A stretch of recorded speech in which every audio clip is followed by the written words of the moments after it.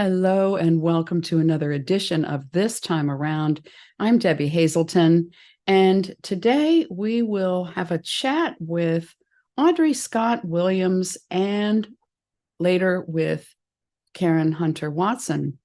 And so you will be hearing this either watching it on YouTube on my channel or hearing it as a podcast through Pinecast. Thanks so much for being here. There we go. There we go. Yay. Okay. It would help if I push the right keys. Yeah, that has a way of helping us out, huh? Yeah. All right. Yay. Here we are. It's so good to be with you. It's good to be here. How are you? I'm doing really, really well. We just slowed down a little bit, which we needed, and relaxing and watching things happen around the world and trying to keep our energy in the best place and being supportive, especially in Hawaii. Yes. Where the fires were, is right where we were. The house that we were in is ashes. Oh no. Oh Big no. loss, because it was the home of the Worldwide Indigenous Science Network, and a lot of artifacts that you can't get, so all of that was destroyed. Oh no. More important, what we can do to help people now. What can we do? So we've been just, in that space a bit, as we are also carving out what's ours to do now. Yeah. Any idea what that is? Well, probably lots of our ideas. main focus is on the redemption voyage. Our major work, Karen's personal work, is getting her music out, her CD out to the world. And as we do that, we are, doing a lot of opportunities to talk and do different presentations in different places. So yeah, that's kind of it. Keeps us busy 24/7, I'll tell you that. Oh, I have no doubt. I have no doubt that you've always got that possibility of being busy 24/7. Yeah, we love it. Yeah. But we did take time for rest, because, as we are moving through all these things that are present now, I think it's very important you play hard and rest hard. The body absolutely needs rest. A very important part of how spirit works through. Absolutely, Debbie. But I'm really excited to be talking with you today and have this chance for us to commune and see what we can stir up. Me too. And yeah, there are some things that people talk about. And, I know I have my take, but the more that I know that, and the more that I hear some of what people say, the more that I think, yeah, it would be really good to get your take on some of these things. Oh, well, thank you. Well, let's take it on. Well, one of them is about ego. I hear a number of people say that, and particularly people who have had experience in Eastern spirituality, that they think the importance is to get rid of ego. And, I come from a psych background that says there's a such thing as healthy ego and there's unhealthy ego. What do you think? Oh, that's a great question, Debbie. I think that we have an ego because there's a purpose for it. Mm-hmm.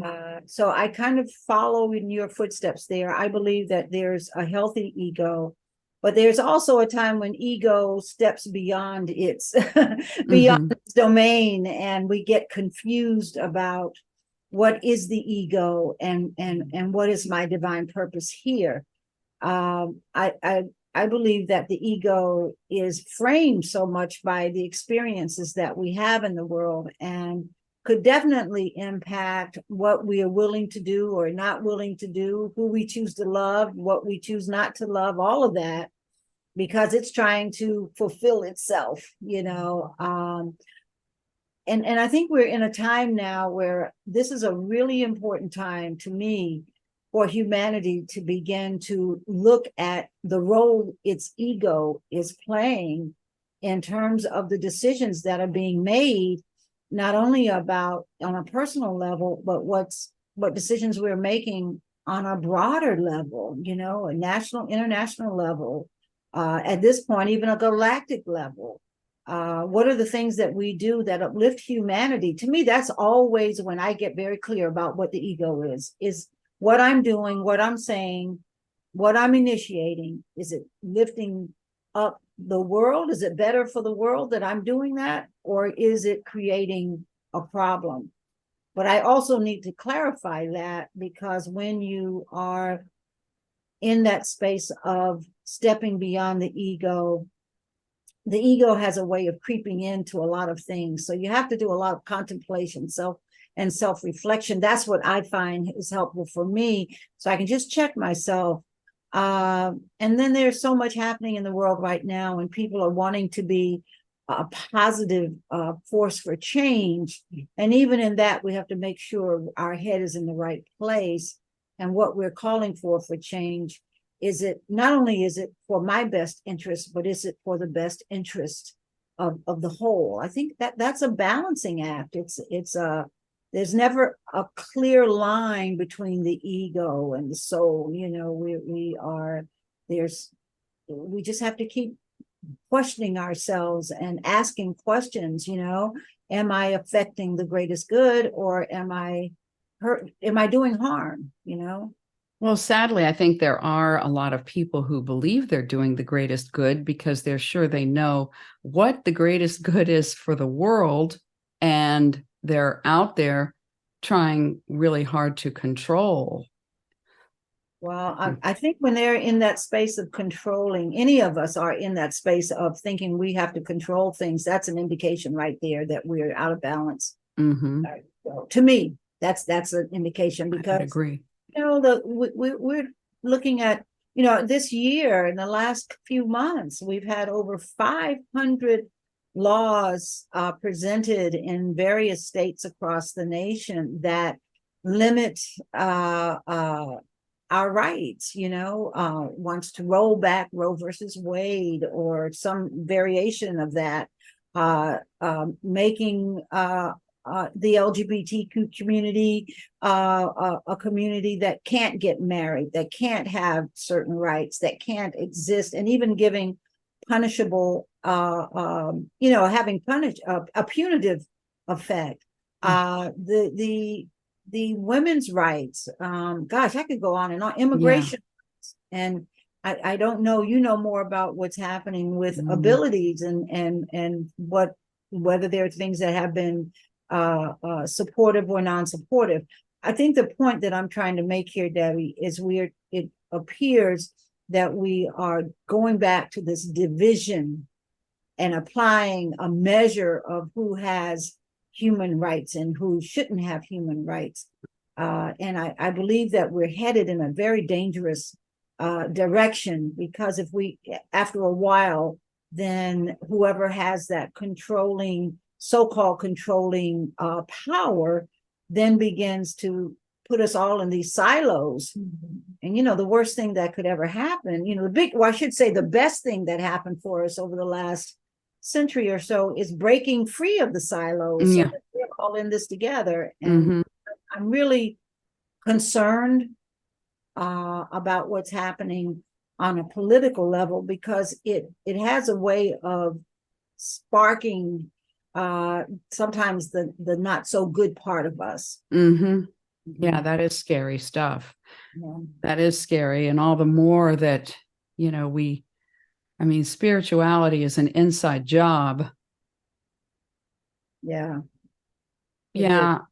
Yeah. I also have, I've had talks with people, years ago, I wrote a book on self-esteem, and in it, I say that I don't think there's any such thing as genuine self-love, like too much genuine self-love. Now, there are people out there that are behaving narcissistically who are full of ego, and they act like they think they love themselves and that they can do no wrong. I don't call that genuine self-love, but I think genuine self-love, you can't really get too much of that. What do you think? Oh, I agree with that. And the more self-love, that genuine self-love we have, the greater perception we have for the world around us, in also in a loving way. Mm-hmm.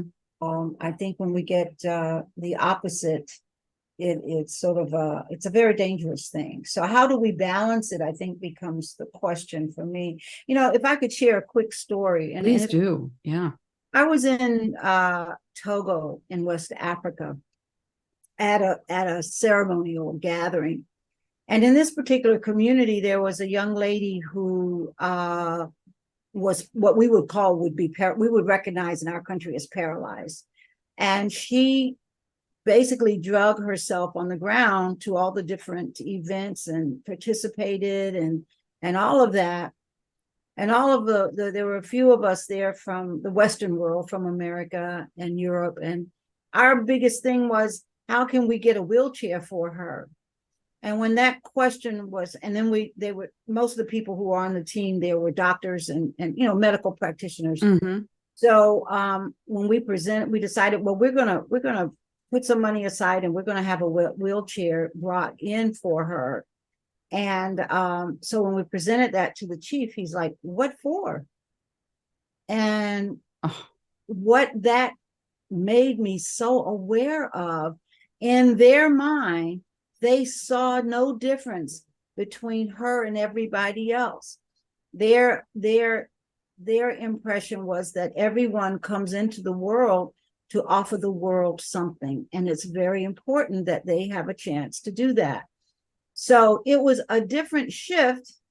I can't say I agree or disagree. I'm not saying it from that standpoint, but just the awareness that in this small tribal community, she was valued 100% and respected for who she was. Mm-hmm. And just, in fact, so much so they didn't recognize anything being wrong with her. They had the hardest time trying to figure out what our team was talking about. So we could look at that in a number of different ways, of course, but I learned one of the biggest lessons I learned there, that we're all whole and complete just as we are. And, sure, we can make life better for each other in whatever way we may need it. But the basic lesson I learned from that was love is love. Yeah. And it's interesting because I've heard people say, I've heard other people like with disabilities say, I don't want to be treated special. I want to be treated just like everybody else. And my thing is, no, I don't want to be treated like everyone else. I want to be treated like me, which doesn't mean that I need to be special all the time, but it does mean that in a way, and I think some people don't like this about politically correct language, and I guess that, that's another interesting topic, and maybe it can go to extremes, but to really honor the experience of each other is something that I think often gets lost. I wonder, did anybody ask her what she wanted? Did she want that wheelchair? They asked her what she was part of the conversation, and she just had a hard time trying to figure out what the problem was. Oh, yeah. So she was really used to what she did. Yeah, that was that was all that she's ever known. And I think I want to make sure I'm not putting this in there, but I think there was a statement made that until they brought that up, she never knew she was different. Oh, interesting. Yeah. So anyway, it's just a perception. To me, I'm thinking this could make your life easier for you. You can do more things and blah, blah, blah. But she did everything everybody else did. She just did it her way. So again, I'm like you, I think it comes down to, what is it that works for me, and how do I honor that in the choices I make, in the relationships I have, and how do I communicate that to others? Yeah. Sure. And is it for everyone? What do we do today about politically correct language? Do you think that we've gone too far with it? Do you think that, what do we do about that? Well, I personally am someone that doesn't like labels. I just don't like labels. Mm-hmm.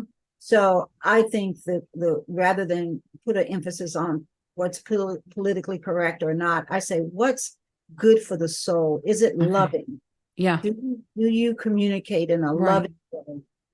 Uh, and that way, I think, having said that, I also do acknowledge that we need a vocabulary in our country, maybe around the world, Mm-hmm. that allows us to be more loving and kind in our relationships with each other. But if I just say this is politically incorrect, what I'm basically saying is change your language.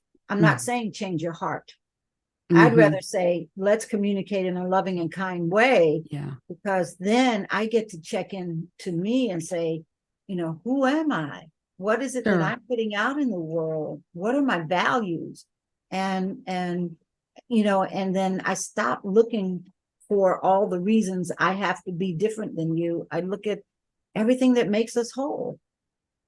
Sure. And I can remember when I used to get in people's faces about some of the ways they would say things. And I think sometimes that does more harm than good, but to be able to appreciate the good intention that is behind the words that people are saying, where they may not always know, they may not always mean Exactly. what it is how it comes off.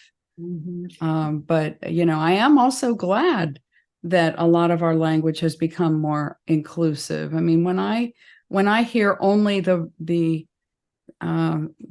proverbial he in a Mm-hmm. New Thought church, Mm-hmm. I'm like, whoa, that is one of the things that attracted me to New Thought. Even in the 70s, I was like, wow, I heard father, mother, his, her, and that was something that I really could appreciate. But that's still something that I think I heard it recently. I don't know if it was in our center or somewhere. I heard it recently in a New Thought center. I was like, wow. So, I'm glad language has come further, but I also think to appreciate the good intentions that are behind it. And, Yeah. for me anyway, not to take it so personally. Well, I think it's bigger than the word. And Yeah. yes, we need to use words that are affirming. And sometimes, when we haven't been around different groups, different, whether it's racial, whether it's abilities, whether it's male, female, whether it's LGBTQ, whatever it may be, Mm-hmm. sometimes you don't know the language. And Right. so I think that when we just try to go for loving and kind, then what we're doing is acknowledging that there is this space that allows the goodness in us to come through. Now, having said that, I've been in situations where, when someone says something, it could be a racial or cultural kind of statement that is really not, is offensive to me. They have no idea. I have a responsibility to say something, and I try to do that in the most positive way. It's, sometimes you got to be a little stern, but in a positive way, to say that's not something that I find I'm comfortable with. Mm-hmm. Yeah, And I like that. yeah, and I like so if that. you want to phrase that in a way that would be comfortable for me, here's how I would say that. Sure. I You know. like that. I like that. Mhm. I've had some conversations with some people who express themselves as atheists. And in fact, years ago, somebody came up to me once after I gave a talk, and they said they really liked all of my ways of inclusivity, inclusive language, but they felt I left out one group. And I said, who was that? And they said, oh, atheists.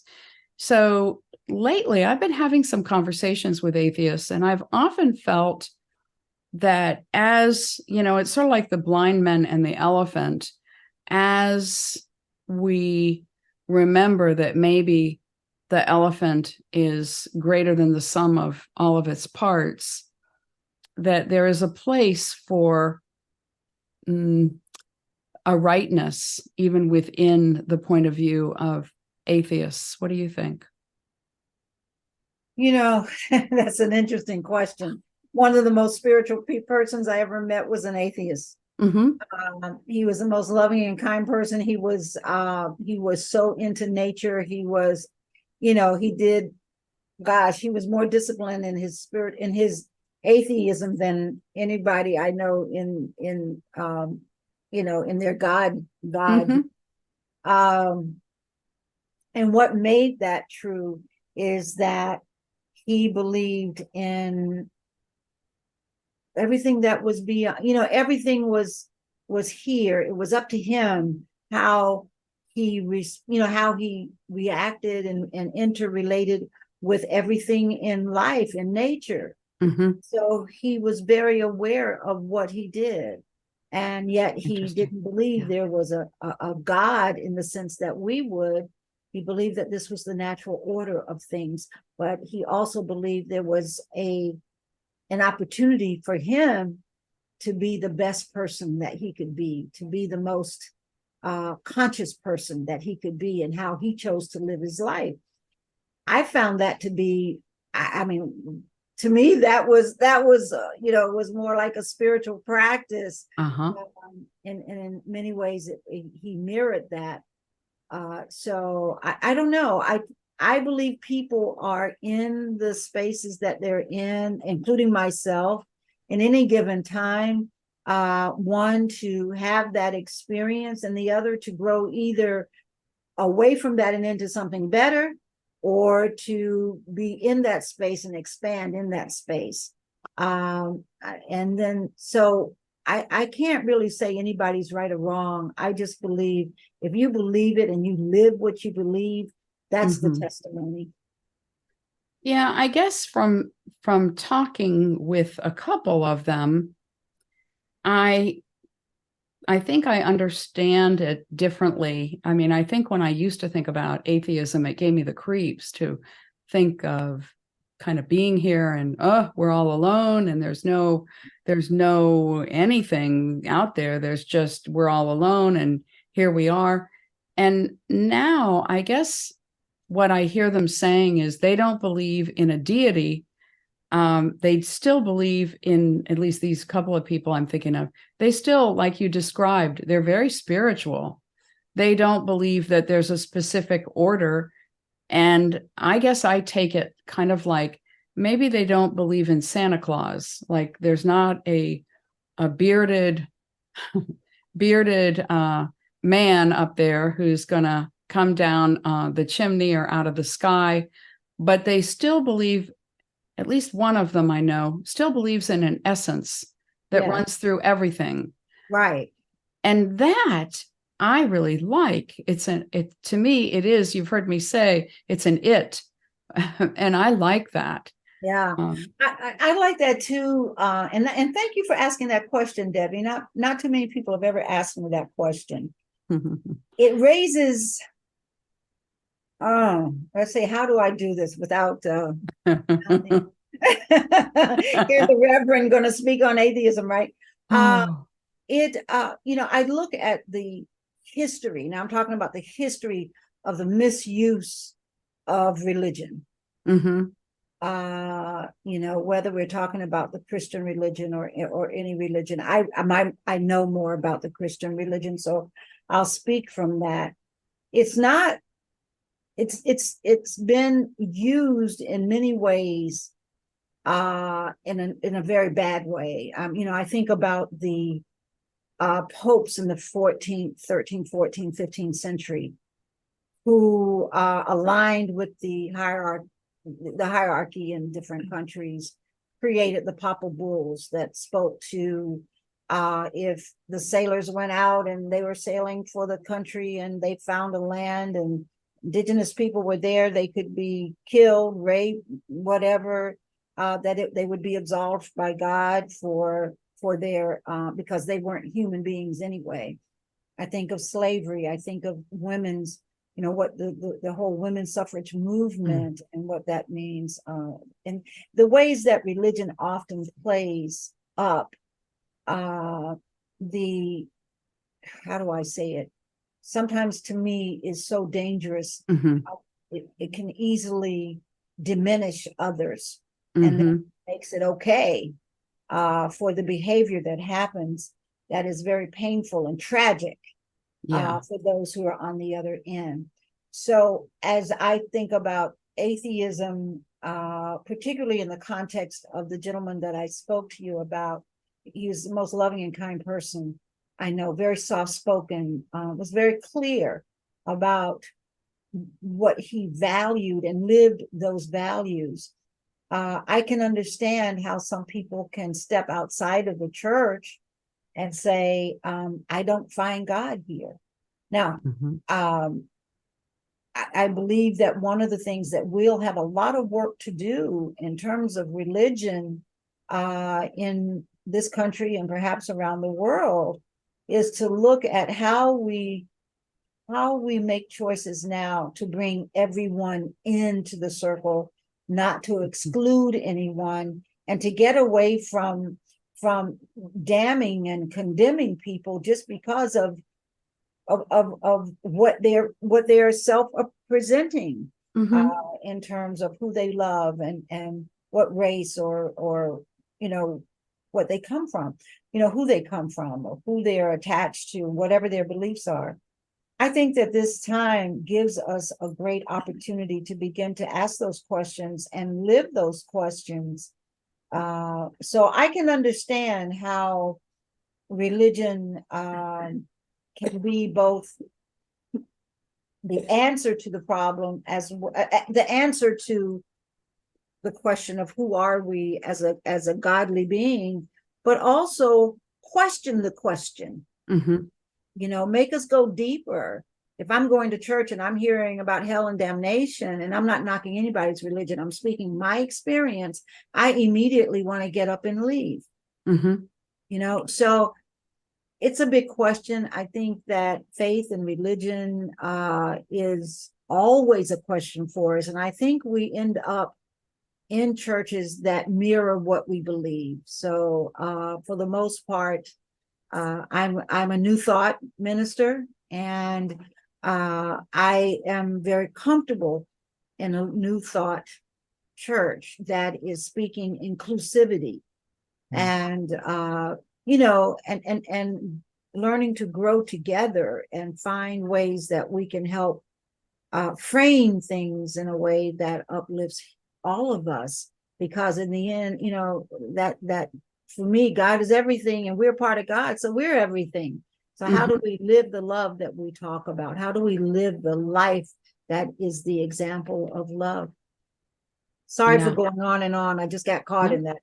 No, thank you. Good. That's wonderful. And I like that. I've often felt like we really have more in common with others of other faiths and beliefs if we choose to focus on that, which is typically what I do when I'm around various people that believe differently. I'd rather look at what we have in common. Some don't want to do that, but that is, and how can we include?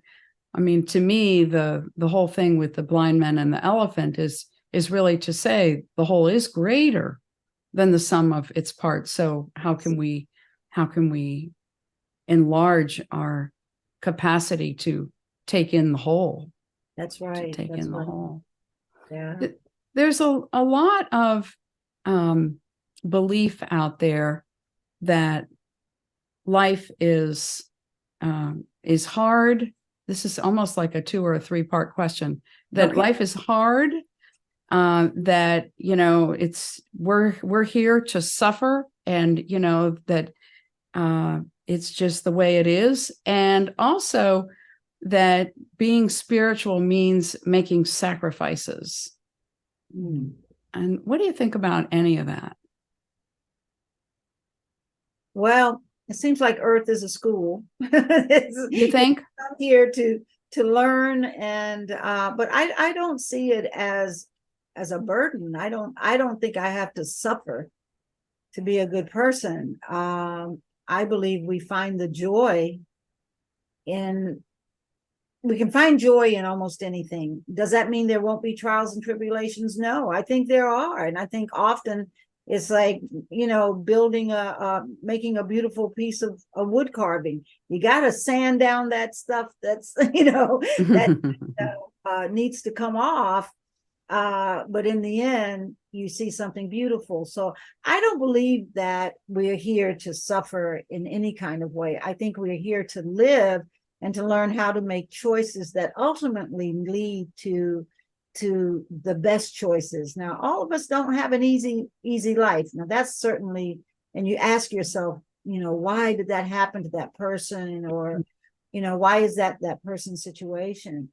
But again, the love is there for all experiences. And I just don't believe we're here to suffer. I believe we're here to rise up. And no matter what, what shape, form, size, or ability, or whatever we have, we're here to live the experience. And I guess you may as well make the most of it, because we're not going to leave till our time is up. And so, go for the gusto is what I always say. I think life is a beautiful thing. I also don't believe life ends.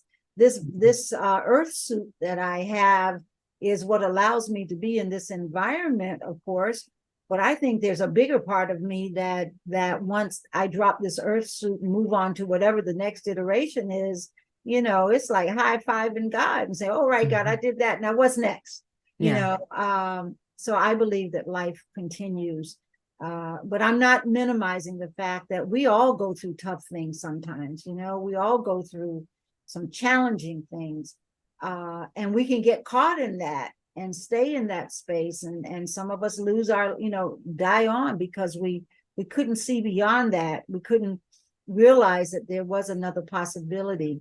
And I'm going for the gusto. Let me just say that. I'll talk about what decisions we make and how we connect with the good stuff and the bad stuff. But in the end, it's sort of an individual kind of choice, isn't it? When we make a choice to stay or go, I've been around many people who've made transitions, and it's a phenomenal thing to observe and to be a part of that process. I'm just choosing to hang in here as long as I can. I want to get everything out of this life that I can. I don't want to leave here and say, man, I wish I could have. I'll leave here saying I'm going to high five somebody because I lived this life.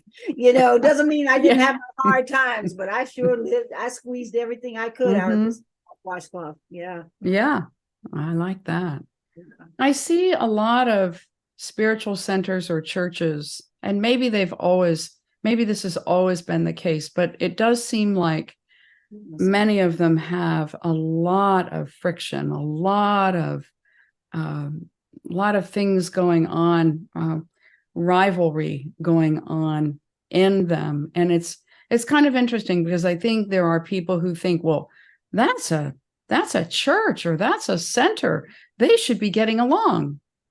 And yet that's not always what's happening. Can you talk about that? There's lots of ways to talk about that, Debbie. But I think that a church is an interesting space. We come to church, many of us looking for spirituality, looking for connection. And I think the ego, again, you started out talking about the ego. We can get very easily tricked by our ego into thinking that our way is the only way.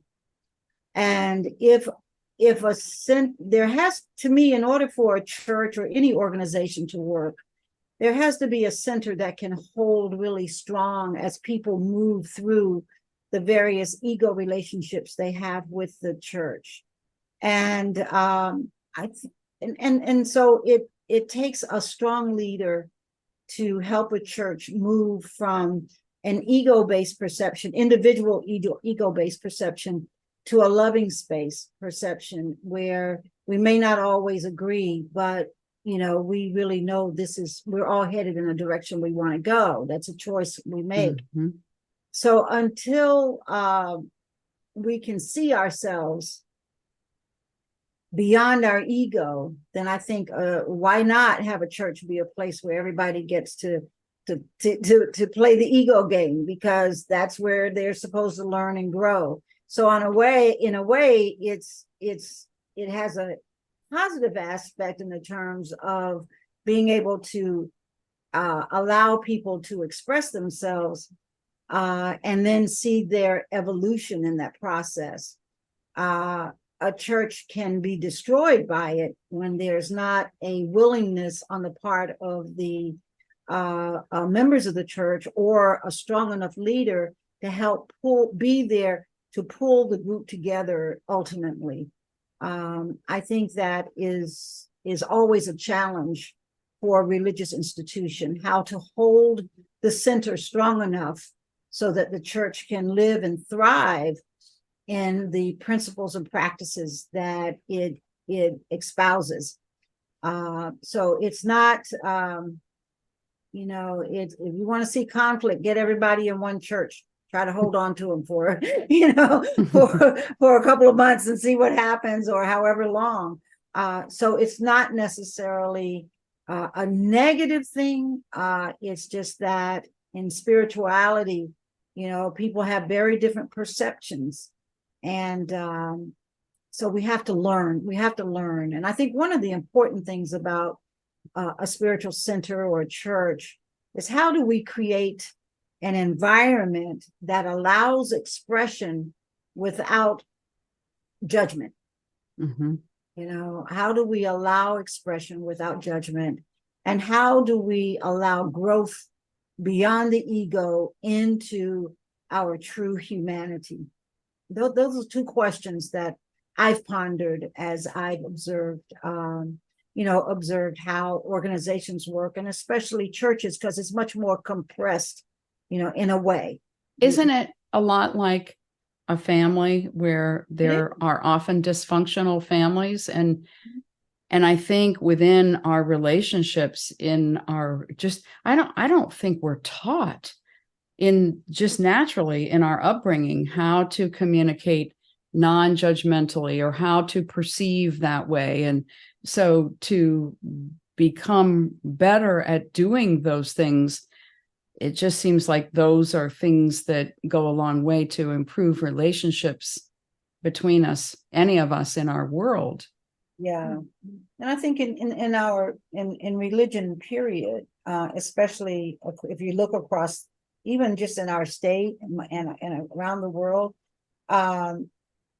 it is often division or divisiveness is sometimes a cornerstone of a church. You believe my way or not, and if you don't, you're going to hell. Mm-hmm. That's the extreme version of it. How do we go from there to being loving and kind, and open to each other in the here and now? That's questions that I ask. Everybody's different. Everybody is strong in their faith when they are a part of a center or a church. And I honor that.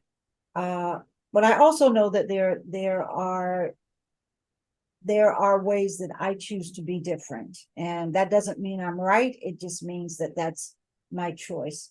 I really side on the side that we can express differently, we can believe differently, but how do we come together to make a difference? What is our collective? We have the individuals, but how do we come together as a body to not only be better for ourselves, but for the world around us? Now, a lot of people don't believe that that's a part of spirituality, but I'm really clear on what I feel, and I can only speak to what I feel. If I speak outside of that, I'm just sharing something I've read, but it may not be my experience. I think that community is a way we grow, and sometimes we're ready to grow, and sometimes we're not. But in a way, this is really how you started today when we talked about ego, and you said, it's so important to do things that add to making it a better world versus just being kind of self-serving. I don't think you used that word, and you didn't use the word control, but I remember being in a private school in my junior year in high school, and the headmaster said, you bet this is a dictatorship. This is my school. And as long as you're here, we're going to do it my way. Oh, well, that was clear, huh? Wow. And that's kind of how, what you were saying in the very beginning, without pointing any fingers or anything like that, but just that going from that to what is it that is more inclusive? What is it that helps to make it a better world? And, I would think that would be what a church or a center would do optimally, but not necessarily. Not necessarily. I mean, I think about our language structure, the words we have. Mm-hmm. We have created a language system that looks for division. In fact, often we define ourselves by who we're not more than who we are. Mm-hmm. And so when that's a foundation that we're building on, it takes a whole lot of unlearning to relearn that it's not just about me, it's about us. I look at my Hawaiian family in Lahaina that just burned to the ground. I mean, my dear beloved sister friend Pila, amazing woman. Mm-hmm. She lived in a house with all these magnificent artifacts that her husband was one of the last surviving traditional Hawaiian woodworkers. And I mean, he did everything from building canoes by hand that were traditional canoes, 67 feet long. So I'm not talking about just little things, Wow. to small things, making lamp shades out of making the wood so thin that you could actually use it as a lampshade, and all the traditional artifacts. I mean, all of that was gone in just a few minutes. Wow. So I look at what we're going through right now, and we've been in hurricanes, we've been in all kinds of situations. And what happens initially when something like that happens to a community, is that people come together. Mm-hmm. They don't really care about differences. Mm-hmm. Their lives depend on them coming together. I think love shows up in such a big way. Mm-hmm. And it's unfortunate that we have to have a catastrophe in our communities or in our families and our churches, what have you, for people to begin to come together. Hold on. And so I believe that gives us a sense of when we're doing well, we go back to our silos. I started out talking about silos. Those make, we go back to those silos, and that's where we choose to reside. The greatest thing that I've seen in my lifetime is just how do we all create a space that we can be loving and kind with one another. And when we need to be the opposite of that, we can let it go and then be supported in finding our way back. We tend to like the division of the language that we use. I mean, we define things by breaking them apart. Look at the scientific method. You break it down to its smallest denomination to figure out what it is. Yeah. Maybe what it is what it is in its wholeness. Yeah. What it is the way whatever it is shows up every day. Mm-hmm. And that's something to be honored and to love. Yeah. So I guess what I'm saying, Debbie, is life is a process. Yeah. It's a process. It's who I show up to be and what I show up to be, whether I'm doing it in love or in ignorance. I get to travel that, to travel that inward journey to find the best of who I can be. And some of us do that very well, and some of us struggle to do that. And to be able to, almost like a photographer, be aware, what are the pictures I'm taking, or what are the cards I'm holding, or what is my process, not just what is other people's process or the world out there. I mean, I think I can learn a lot from how I recognize what other people are doing, but to look at, what has been my choice, or what has been my way of responding, and could I do that differently? Could I do that better? Yeah. I Yeah. think you're absolutely right. And how do we, judgment is a big thing. It's a big, when I say big thing, it has a very negative impact Mm-hmm. on so many levels. I work really hard to ask myself, okay, are you judging? Myself, are you judging, or are you allowing? Yeah, I Maybe the like most that. important question we could ask each other, Judging or allowing, I even like that. ourselves. Am I judging or Mm-hmm.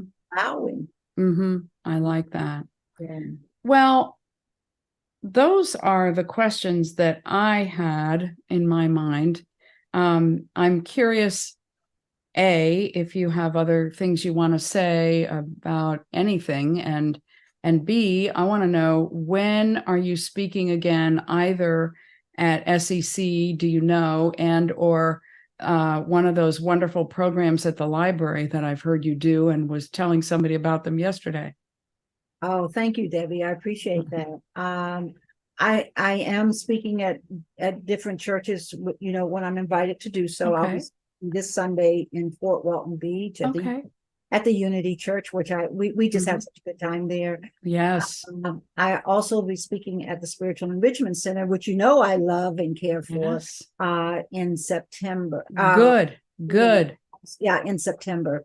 So I'm looking forward to that opportunity and Excellent. uniting with my church family, who means so much to Yay. me. Yay. I'll be speaking at both in September as well. Oh, well, We'll be good. back in Fort Walton the end of the month, and at SEC the beginning of the month. Fantastic. But So, I'm so happy that yeah, you'll be there speaking. And absolutely. what about another library program? Because wow, do you ever pull out the stops on those? And I would love, I can think of somebody that I'd love to invite when you do one of those again. Maybe I'll thank you for asking me that. I hadn't thought about that, but Mm, I certainly can think of a lot of things I'd like to. I'm very interested right now in the maritime history of women and African Americans prior to the 1800s, mm. and I'm surprised at what I'm learning. It's amazing. I don't know that that's a history people really know much about. No, As I get more steeped in that, that might be something I'd like to bring to the library. good, Yeah. good. Well, I hope wherever you do it, I hope you continue teaching classes, because you sure do shine that way as well. And, I just felt like in the last, you always were a good teacher. And maybe in the last few months, I don't know how much of it was curriculum shifting or you just saying, okay, it's time to really let, that creativity be. But what you brought in helping other people to open up more and share, to me, that's just so needed. And, I look forward to you teaching more classes. Well, thank you so much, Debbie. I will certainly keep that in mind and see what we can what little things we can get in trouble with, right? Yeah. Yeah. How Yeah. we can stir it up. Let's stir it And up. yeah, Yeah. I'll get yeah. in trouble. Get in trouble with you anytime. What Yeah. else? What else is Well, newsworthy or the biggest news for me is, I've been working on this new project called Redemption Voyage, where we will be taking 18 to 24 graduate students between the ages of 21 and 28 on a journey of a lifetime, as we'll be sailing out of the Mobile Bay, which is near Africa Town, where the last ship that brought Africans over to the United States for slavery, that was in the 1860s, sailed from Benin here. We're going to be reversing that journey. We're going to be sailing to Benin and then going up the coast of Africa to several countries, ending in Senegal and coming back to the US. This all takes place in 2026. And when we come back, we'll be coming back in the midst of the quincentennial celebration, 250 years of independence of this country. And we'll have a ship escort, and we're going to be celebrating And these young people will have STEAM projects that they're working on: science, technology, engineering, arts, and math. Just different ones are working on different projects, and they'll be getting college credit. So they'll be serious projects they'll be working on. And we're joining with some of the oceanographic studies groups. We're joining with doing some real innovative things, actually, creating stuff that doesn't exist right now, and creating portals for young people, no matter where they are in the world, to be having a live experience of the journey as we go forward. So lots of things that are happening, and what the artists are planning are just amazing. So I'm excited about that, Debbie. It's a big project. It's a lot of work, but it's going to be an amazing journey as we do this in the context of illuminating freedom. Wow. Yeah. That's great. So what will you specifically be doing? Are you designing it? Are you going to be doing, a lot of addressing to these students? What will you be? We're actually, my role is, I had the vision for it. So I'm the vision keeper. Okay. And I'm sort of the CEO of it all. Yeah. And what we're doing in terms of I'm not qualified to be an instructor at that level. We are actually working with 18 historically Black colleges and universities, where we're recruiting the students from and actually recruiting the instructors from. We are submitting proposals to a lot of places, including the National Geographic and other Oceanographic Society as well, and others for funding and support.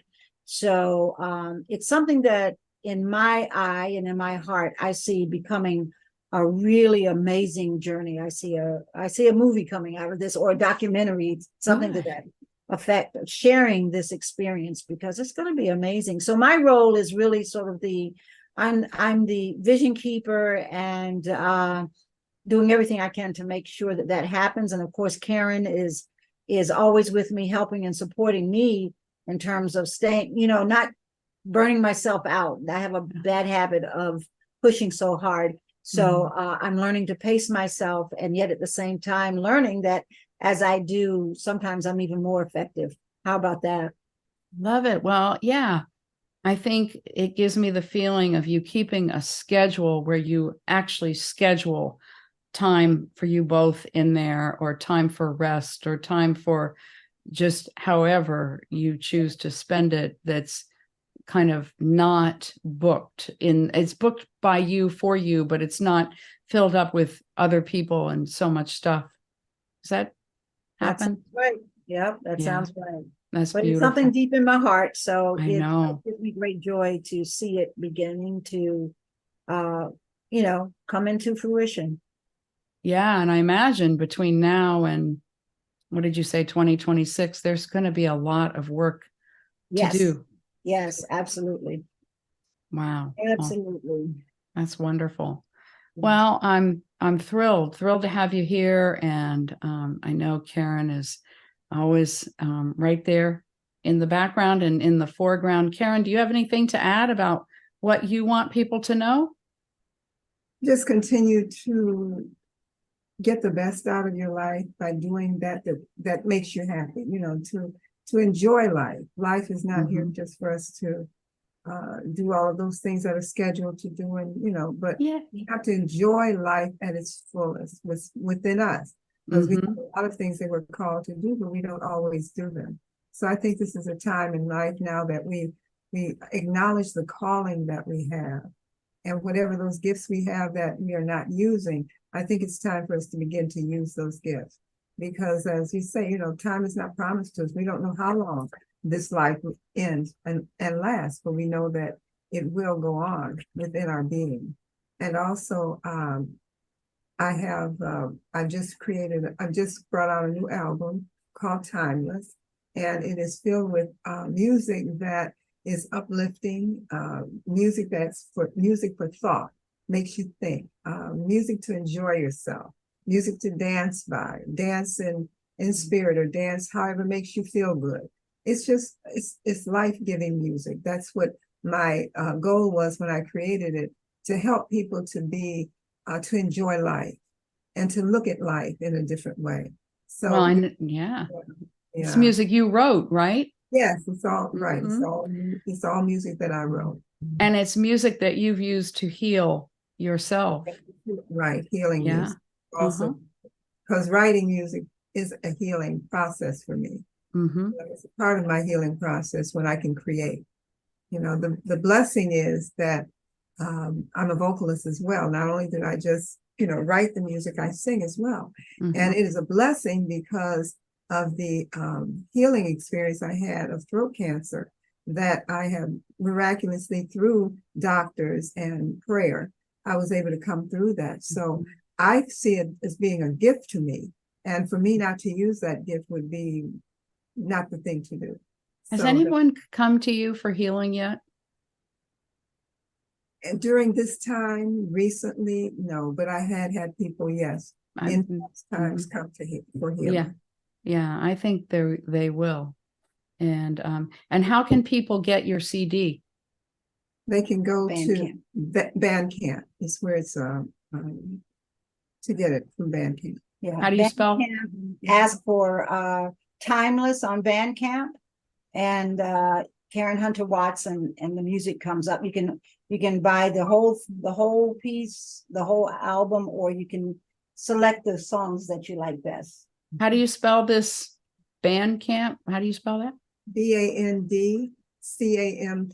Okay, Bandcamp. Is it bandcamp.com? Yes. Just 1 second. Yep, it's bandcamp.com. Okay, and then to look for Timeless? TIMELESS. Okay, look for that. Okay. All right. Well, that's great. Yes, it's bandcamp.com. Okay. Bandcamp.com. And you can also go to my website, which is KarenHunterWatson.us. Okay. Very good. KarenHunterWatson.us. All right. Very good. And Audri, you have your website as well, right? Yes, AudriScottWilliams.com.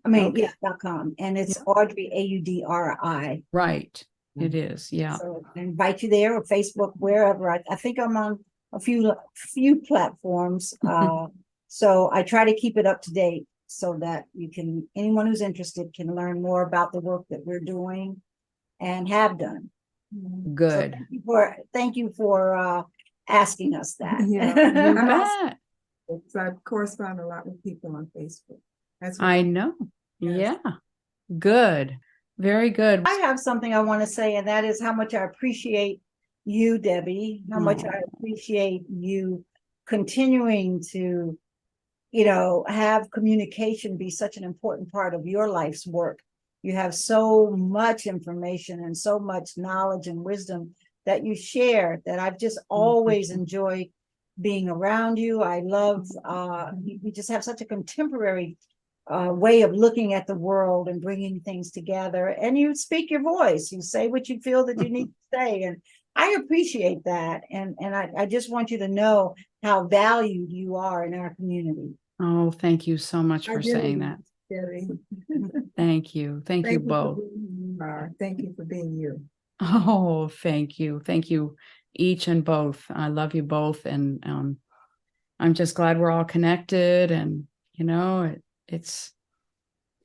it's great to grow together and to grow in becoming even more used to each other and sharing in that journey. And I just hope we have many more times of doing things together, having fun, making good trouble. Miss Des went to the store yesterday and said that wonderful bread that you guys call crack was like $7 a loaf. And I said, well, it's time for me to make it. So there you go. There you go. Yeah. If I end up making it, I'll split it into 2 loaves and make sure you get one. Yeah. Yeah. That's some good stuff. It is.